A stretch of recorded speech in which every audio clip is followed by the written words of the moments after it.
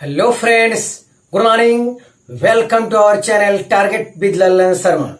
Today we will discuss about sign convention, rules for image formation and relation between F and R for spherical mirror. आइए देखते हैं पहला concept sign convention. तो यहां विद्यार्थी आप लेंस या मिरर ले सकते हैं। टोटल डिस्टेंस जो है पोल से मेजर किया जाता है। अगर ये लेंस है तो इसे इस पोल को ऑप्टिकल सेंटर कहा जाता है। यस, इंसिडेंट लाइट के डायरेक्शन में जो भी डिस्टेंस मेजर करेंगे पोल से वो सभी पॉजिटिव लिया जाएगा और इंसिडेंट लाइट के अपोजिट डायरेक्शन में जो भी डिस्टेंस हम लोग मेजर करेंगे पोल से वो सभी निगेटिव लिया जाएगा। प्रिंसिपल एक्सिस के ऊपर मेजर की गई डिस्टेंस को हम लोग पॉजिटिव लेंगे, जबकि प्रिंसिपल एक्सिस के नीचे मेजर की गई डिस्टेंस को हम लोग निगेटिव लेंगे। तो ये विद्यार्थी रहा रूल, इसको जानना चाहिए। इसकी सहायता से हम आगे का पूरा कंसेप्ट कवर करेंगे। तो ये रूल यहाँ पे लिखा है, वो भी देख लिया जाए। All the distances are to be measured from the pole of the spherical mirror and from the optical centre in case of lens. तो ये कह रहा था अगर ये मिरर है तो ऐसे केस में पोल से हर डिस्टेंस को मेजर किया जाएगा। अगर ये लेंस है तो इसे ऑप्टिकल सेंटर कहा जाता है, वहां से हर डिस्टेंस मेजर किया जाएगा। बाकी कंसेप्ट सेम है। दूसरा पॉइंट क्लियर किया जाए, distances in the direction of incident light are taken positive. Incident light के डायरेक्शन में जो भी डिस्टेंस मेजर करेंगे वो सभी पॉजिटिव लेंगे। While those along opposite direction negative, जबकि इंसिडेंट लाइट के अपोजिट डायरेक्शन में जो भी डिस्टेंस मेजर करेंगे पोल से वो नेगेटिव लिया जाएगा। ध्यान दें। तीसरा पॉइंट क्लियर किया जाए, the distances above the principal axis are taken positive. तो प्रिंसिपल एक्सिस से ऊपर जो भी डिस्टेंस लिया जाएगा वो सभी पॉजिटिव होगा। व्हाइल बिलो इट नेगेटिव, जबकि नीचे जो डिस्टेंस लिया जाएगा मेजर किया जाएगा वो सभी नेगेटिव होगा। लास्ट चौथा point, when your and where your possible incident light is taken to travel from left to right। जब भी जहां कहीं संभव हो इंसिडेंट लाइट को लेफ्ट से राइट लेना चाहिए। तो हमेशा लेफ्ट से राइट ध्यान देना चाहिए। अगर कहीं इसके अपोजिट आ गया है तो अलग की बात है, नहीं तो ज्यादातर जब भी जहां कहीं संभव हो इंसिडेंट लाइट को लेफ्ट से राइट लेना चाहिए। तो हम विद्यार्थी ये कंसेप्ट यहां कंप्लीट हुआ। फिर आगे हम देखते हैं, तो आप इसे कॉपी कर लीजिए। हाँ विद्यार्थी, अगला कंसेप्ट देखा जाए, rules for image formation for paraxial rays only.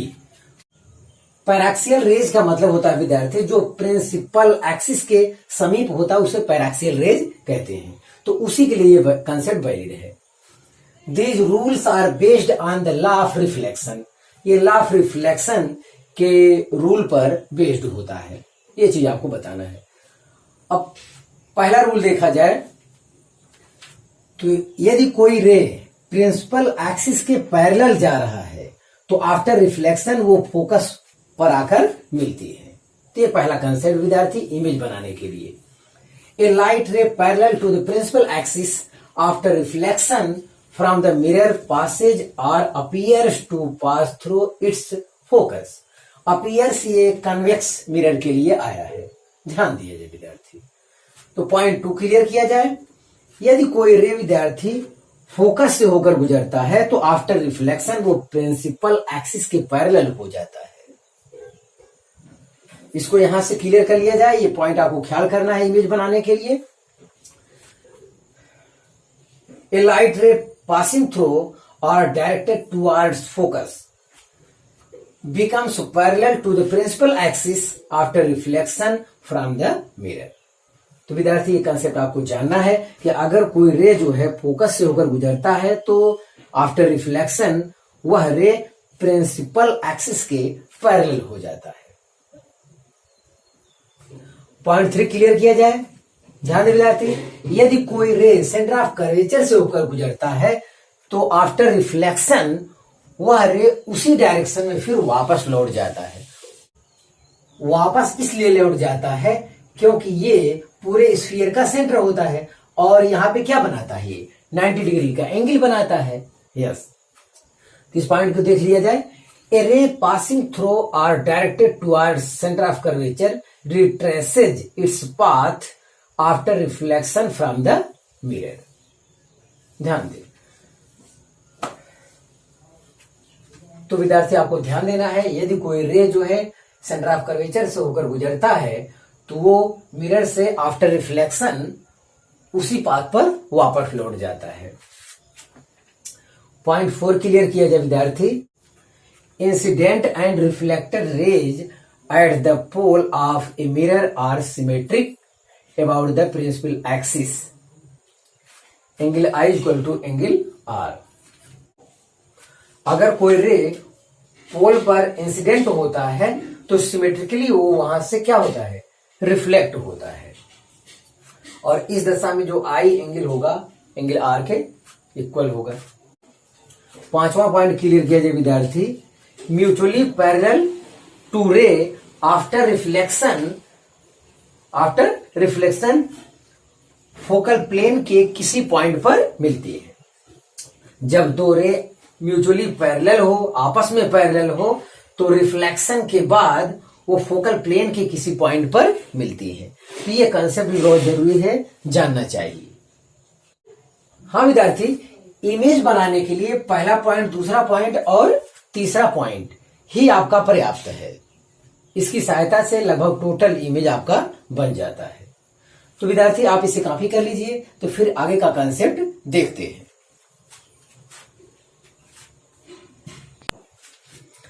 हाँ विद्यार्थी, आज का लास्ट कंसेप्ट देखा जाए। Relation between F and R for a spherical mirror. विद्यार्थी, जो हम लोग फार्मूला जानते हैं F=R/2, वो जो है हमेशा के लिए करेक्ट नहीं है। तो कहां के लिए करेक्ट है और कहां के लिए इनकरेक्ट है वो देखा जाए। तो फर्स्ट है for marginal rays. Marginal rays मतलब, मार्जिनल रेज वो होता है विद्यार्थी जो प्रिंसिपल एक्सिस से काफी दूर होता है, उसे हम लोग मार्जिनल रेज कहते हैं। और जितना कंसेप्ट हम लोग जानते हैं वो जो है पैराक्सियल रेज के लिए है। जो कंसेप्ट हम लोग नियम पढ़े हैं अभी, वो सब पैराक्सियल रेज के लिए है। लेकिन यहां पर ये जो है मार्जिनल रेज का एक कंसेप्ट है। देखा जाए तो यहाँ पे एक मार्जिनल रेज है जो कि प्रिंसिपल एक्सिस से काफी दूरी पर है, और यहाँ पे इंसिडेंट हुआ मिरर से, आफ्टर रिफ्लेक्शन ये बी से होकर जा रहा है। तो यहाँ पे ए बी बी सी के इक्वल है। ध्यान दें, ये एंगल थीटा है। देखिए, ये एंगल थीटा है तो ये एंगल क्या होगा, थीटा होगा। अब ये यहाँ पे जेड बना रहा है, तो ये थीटा है तो ये वाला भी थीटा होगा।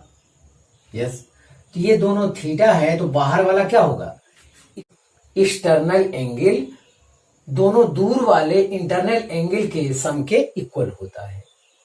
ध्यान दें। और सेंटर ऑफ कर्वेचर पोल से सी का डिस्टेंस जो है आर है, ये आपकी जानकारी होना चाहिए।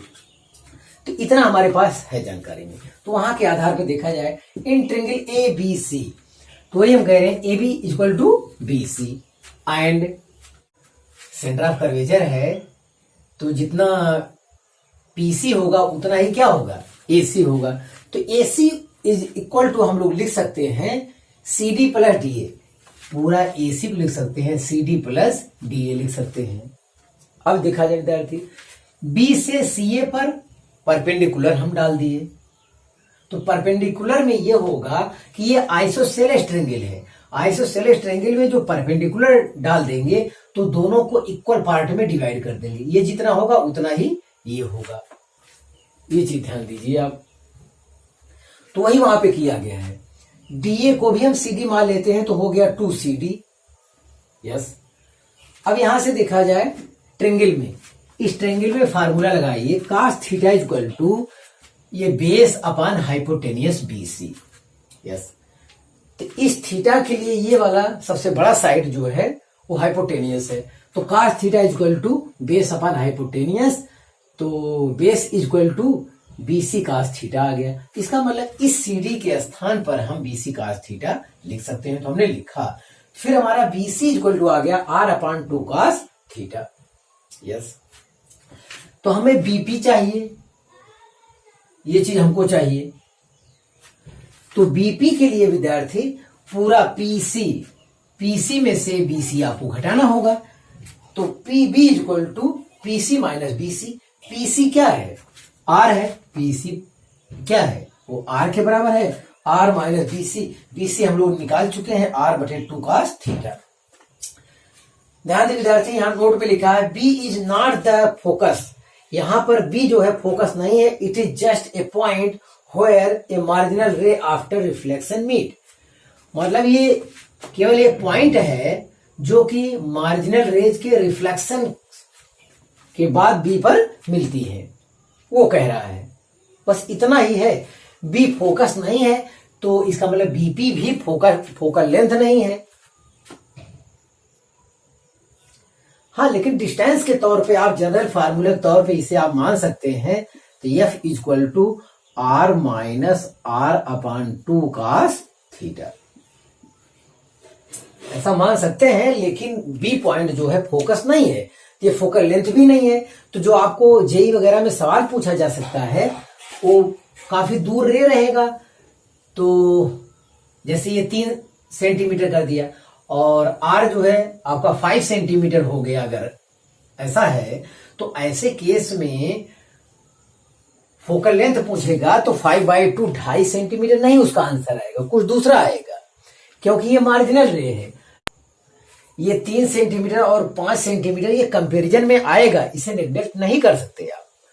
तो जाहिर है ऐसे केस में आधा करने पर आपका आंसर गलत हो जाएगा। मान लेते हैं कोई न्यूमेरिकल दे दिया ऐसे, ये इसके इक्वल है और ये 3 सेंटीमीटर, ये 4 सेंटीमीटर है, तो ये आपसे पूछ लिया, तो ये आपसे पूछ लिया तो इसी फार्मूले में रख के आपको निकालना होगा।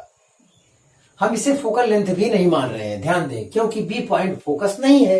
यस, फिर भी डिस्टेंस के तौर पे F equal to R minus R/2 cos theta आप लिख सकते हैं। हाँ। अब 90% केस में जो करेक्ट है उस पर गौर किया जाए। फार पैराक्सियल रेज। पैराक्सियल रेज मतलब ये रे जो है प्रिंसिपल एक्सिस के काफी समीप होना चाहिए। काफी समीप होने से थीटा बहुत छोटा हो जाएगा। बहुत छोटा का मतलब 10 to 0 आप मान सकते हैं। तो cos 0 इक्वल टू क्या होता है? 1 होता है। इसीलिए कहा गया है थीटा इज वेरी स्मॉल, इसलिए cos theta equal to 1। cos theta equal to 1 हो जाएगा। तो cos थीटा इक्वल टू 1 हो जाएगा। तो यहां पे देखा जाए, जब cos थीटा वैल्यू 1 हो जाएगा तो R minus R/2 is equal to क्या आ जाएगा? R/2 आ जाएगा। ऐसी दशा में ये पॉइंट आपका क्या हो जाएगा? पॉइंट B फोकस हो जाएगा। तो ये दोनों क्या हो जाएंगे? बराबर हो जाएंगे। वही तो यहाँ कह रहा है, hence BC equal to R/2 हो जाएगा और BP इक्वल टू वो भी R/2 हो जाएगा। 10 point B is the mid point of PC। तो उस दशा में जो है पॉइंट B PC का मिड पॉइंट हो जाएगा and is defined as focus. So BP equal to F equal to R/2।